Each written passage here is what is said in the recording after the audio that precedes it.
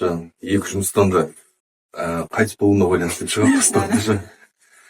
Одан кейін бұл енді өзіме заңгер болғаннан кейін бұл жерде біраз соттастық. Таң қалдық, шок болдық. Әйтеуір бір 4 ай дегенде бүкіл құжаттардың күшін жойып кеткен, некелер де бұзылып кеткен, налогтан да бүкілінен шығып кеткен.